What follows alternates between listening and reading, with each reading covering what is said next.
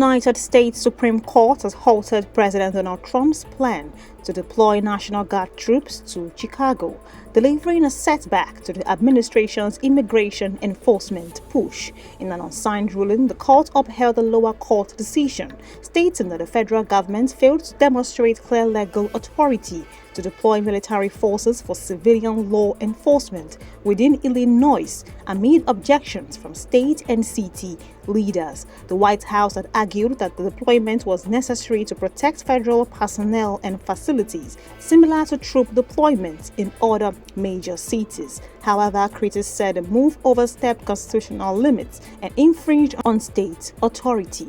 The ruling raises broader legal questions over the continued use of federal forces in states opposing such actions, marking a rare defeat for the president before the conservative-leaning court. Ukrainian President Volodymyr Zelensky has disclosed details of a revised US-backed proposal aimed at ending Russia's prolonged invasion of Ukraine, confirming that Kyiv secured key concessions in the latest draft. The plan reportedly removes demands for an immediate Ukrainian withdrawal from the Donetsk region and no longer requires Ukraine to formally abandon its bid to join NATO, while allowing for future discussions on demilitarized zones. Despite these changes, major uncertainties remain over territorial control and Russia's willingness to accept the proposal. President Zelensky acknowledged that difficult compromises may lie ahead to sustain vital Western military support, though any territorial concessions would require public approval. As diplomatic talks continue, fighting persists across eastern Ukraine, while missile attacks and infrastructure damage underscoring the urgency of a negotiated settlement.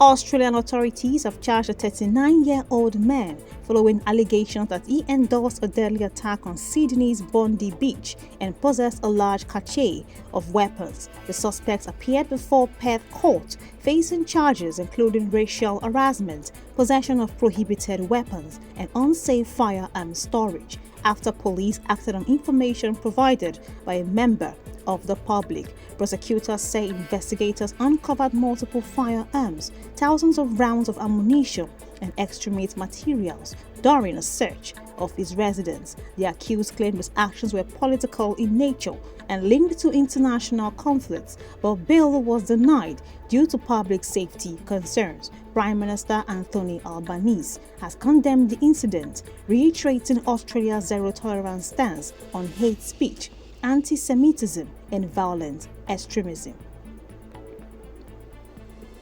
Guinea-Bissau's military junta has released 6 opposition politicians detained following last month's coup, describing the move as a step toward restoring constitutional order. The military leadership said the decision was made in good faith amid growing pressure from regional and international partners, though prominent opposition leader Domingos Simoes Pereira remains in custody. The coup followed a disputed presidential election, adding to Guinea-Bissau's long history of political instability. Meanwhile, ECOWAS has warned of possible sanctions if civilian rule is not restored, while diplomatic efforts continue to push for democratic transition. Meanwhile, with elections suspended and a 1-year military-led transition announced, concerns remain over the country's political future and the fate of detained opposition figures.